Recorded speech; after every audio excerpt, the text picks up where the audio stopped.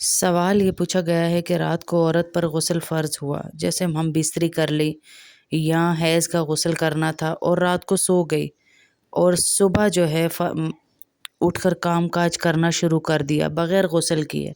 जनाबत की हालत में घर के काम-काज शुरू कर दिए, काम-काज किए, खाना बनाया, उसके बाद उसने गुस्ल किया, तो क्या ऐसा करना जायज़ है? क्या जनाबत की हालत में औरत घर के काम-काज कर सकती है या नहीं? तो गुस्ल करने में इतनी ताख़ीर करना कि रात को मियाँ बीवी मिले और वो चाहते हैं कि सुबह फ़जर से पहले उठकर गुस्ल कर लें। फ़जर से पहले उन्होंने गुस्ल कर लिया तो कोई हर्ज नहीं, इस ताख़ीर पर उन्हें कोई गुनाह नहीं मिलेगा, बिल्कुल जायज़ है। हज़रत आयशा सिद्दीक़ा रज़ी अल्लाह ताला अन्हा फ़रमाती हैं कि जब नबी करीम सल्लल्लाहु अलैहि वसल्लम गुस्ल ना करने का इरादा करते तो नमाज जैसा वज़ू करते रात को, फिर सुबह फ़जर से पहले गुस्ल कर लेते। अब किसी पे रात में गुस्ल वाजिब हुआ और उसने फ़जर से पहले गुस्ल कर लिया तो तब तो कोई हर्ज नहीं, उसे कोई गुनाह नहीं मिलेगा। लेकिन इतनी ताख़ीर करना गुस्ल में कि नमाज ही क़ज़ा कर दी, नमाज क़ज़ा हुई है तो नमाज का छोड़ना कितना बड़ा गुनाह है, एक ये भी गुनाह और एक गुस्ल की ताख़ीर का भी गुनाह। तौबा लाज़िम है इनके ऊपर, क्योंकि उन्होंने को नमाज भी छोड़ी और गुस्ल में ताख़ीर भी की। इस तरह ताख़ीर करना मना है, जायज़ नहीं है और गुनहगार होगी औरत। 2 नमाज़ों के दरमियान अगर गुस्ल वाजिब हुआ तो दूसरी नमाज का वक़्त ख़त्म होने से पहले पहले गुस्ल कर लेना वाजिब है। इतनी ताख़ीर करना कि नमाज का वक़्त ही निकल गया तो गुनाह होगा। और दूसरा मसला कि जनाबत की हालत में औरत घर के काम-काज कर सकती है या नहीं, तो बिल्कुल कर सकती है। ये शरीयत का इसमें कोई हुक्म नहीं है कि वो जो है काम नहीं करेगी या खाना नहीं बनाएगी या बिस्तर पर नहीं बैठेगी। वज़ू ज़रूर कर ले, जैसे ही नापाक हो औरत, हम बिस्तरी करें या कोई ऐसा मामला हो तो वज़ू ज़रूर कर ले। खा भी सकती है, खाना बना भी सकती है, सब कुछ कर सकती है, इससे कोई रुकावट नहीं है। लेकिन जानबूझकर ताख़ीर करना, जुनबी औरत जिस घर में होती है उस घर पर अल्लाह के फ़रिश्ते लानत करते रहते हैं। और अल्लाह के नबी सल्लल्लाहु अलैहि वसल्लम जब मेराज पर गए तो उन्होंने एक औरतों की जमात देखी जो बिल्कुल नंगे बदन थी और उनके पैर सीनों से लटकाए हुए थे और जो है वो हाथ भी दोनों बांधे हुए थे। पूछा गया ये क्या गुनाह करती थी, तो बताया गया कि ये वो औरतें हैं जो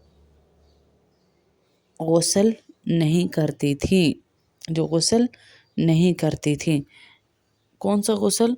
जो आपको बताया गया कि गुस्ल फ़र्ज़ जब हो जाता है, यानी औरत को अगर एहतलाम हो, हैज़ ख़त्म हुए हैं तब हो, निफास ख़त्म हुए हैं तब हो, तो औरत पर गुस्ल फ़र्ज़ हो जाता है। औरत मर्द के साथ मिली तब हो, चाहे इखराज हो या ना हो, औरत डिस्चार्ज हो या मर्द हो, दोनों पर गुस्ल फ़र्ज़ है। ना हो दोनों, दुखूल हो गया तब भी दोनों पर गुस्ल फ़र्ज़ हो जाएगा, औरत पर भी और मर्द पर भी। इंज़ाल शर्त नहीं है, यानी डिस्चार्ज ज़रूरी नहीं है। तो इसलिए बहुत आसान तरीके से आपको समझा रही हूँ कि गुस्ल फ़र्ज़ होने के लिए आपके ऊपर ये 3 हालतें आएंगी, यानी जिमा, एहतलाम, हैज़ और निफास, 4 हालतें आप करेंगे। जनाबत के अहकाम इस पर लगते हैं, बहुत तफसील से ज़ाहिर वीडियो में नहीं बता सकते। बाकी भी औरतों के बहुत सारे मसाइल होते हैं। और गुस्ल के फ़र्ज़ कितने हैं? 3 फ़र्ज़ हैं। पूरे जिस्म पर पानी बहाना, पूरे जिस्म पर पानी बहाना, नाक की नरम हड्डी तक पानी पहुंचाना और गरगरा करना, ये 3 फ़र्ज़ हैं। इन तीनों में से एक भी पूरा ना हुआ तो आपका गुस्ल नहीं होगा। नाक की नरम हड्डी तक पानी पहुंचाना, मुंह भर के कुल्ली करना यानी गरगरा करना, और पूरे जिस्म पर ऐसे पानी बहाना कि बाल बराबर भी जगह खुश्क ना रहे। और अगर बाल बराबर भी जगह खुश्क रह गई तो आपका गुस्ल ही नहीं होगा। अच्छा, फिर रह गई तो फिर अब हमने नमाज भी पढ़नी है, قرآن بھی پڑھنا۔ اور مجھے بعد میں یاد آیا کہ میں نے یہ جگہ نہیں دھوئی تھی، یہاں آٹا لگ گیا تھا، یہاں میں نے رنگ پہنی ہوئی تھی وہ موٹی تھی، نیچے سے جگہ خشک رہ گئی، یہاں پینٹ لگا ہوا تھا، تو اب کیا پورا غسل دوبارہ دہرائیں گے؟ نہیں، پورا غسل دوبارہ نہیں دہرائیں گے، صرف اسی جگہ کو دھو لیں گے تو آپ کا غسل ٹھیک ہو جائے گا۔ میں آپ کو بات دوبارہ بتا دیتی ہوں کہ کن حالتوں میں عورت اور مرد پر غسل فرض ہو جاتا ہے۔ جوش کے ساتھ منی کا نکلنا، یعنی ایسا خواب آئے، احتلام ہو کہ آپ کو ڈسچارج بھی ہو اور صبح اس کی کوئی نشانی بھی آپ کے کپڑوں پہ نظر آئے تو پھر آپ غسل کریں گی۔ بہت سی عورتیں پوچھتی ہیں کہ اگر خواتین انٹرنل چیک اپ کرواتی ہیں، جیسے اکثر عورتوں کی کوئی نہ کوئی بیماری ہوتی ہے تو وہ لیڈی ڈاکٹر کو چیک اپ کراتی ہیں، تو کیا ان پر غسل واجب ہو جاتا ہے؟ نہیں واجب ہوتا ہے غسل۔ نہ آپ کسی کی شرمگاہ دیکھیں گی تو غسل واجب ہوگا، نہ آپ کی لیڈی ڈاکٹر ضرورت کے لیے دیکھ رہی ہے اور اندر کوئی دوائی وغیرہ رکھ رہی ہے تو اس سے بھی آپ پر غسل فرض واجب نہیں ہوگا۔ یہ 4 حالتیں جو میں نے بتائی ہیں، اس کے علاوہ آپ پر غسل واجب نہیں ہوگا، وہ بھی جوش کے ساتھ منی نکلنے پر کہ آپ پوری طرح سے تسکین حاصل ہو گئی۔ رسول اللہ صلی اللہ علیہ وسلم نے فرمایا، جب تم عورت کے ساتھ صحبت کرو تو تم پر غسل واجب ہو گیا، اگرچہ منی نہ بھی نکلے تو بھی۔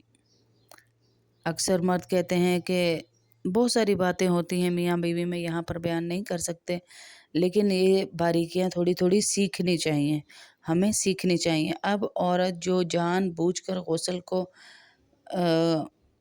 نہیں سنتی، یعنی جان بوجھ کر غسل کو نہیں کرتی، سنتی نہیں کرتی، ڈیلے کرتی ہے، تو اس کی کیا نحوست ہوگی گھر پر۔ ظاہر ہے جب ایک بے نمازی گھر میں ہوتا ہے تو 70 گھر دائیں، 70 بائیں، 70 آگے، 70 پیچھے بے نمازی کی نحوست جاتی ہے، سوچیں تو پھر جو آپ کے گھر میں بے نمازی ہے اس کی نحوست کتنی ہوگی ہیں؟ جو جان کر نمازیں چھوڑ رہی ہے، نیلز لگے ہوئے چھوڑ رہی ہے، ایکسٹینشنز لگے ہوئے چھوڑ رہی ہے، کیونکہ غسل ہی نہیں کر رہی تو نمازیں ہی چھوڑ رہی ہیں۔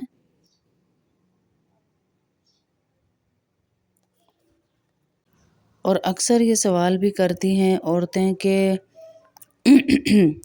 کہ میاں بیوی جب ملتے ہیں تو مسئلہ تھوڑا حیا کے خلاف ہے، لیکن آپ کو پتہ ہے ہمارا چینل صرف لیڈیز کا ہے، تو آپ جو ہے آپ کو یہ معاملات پتہ ہونے چاہیے۔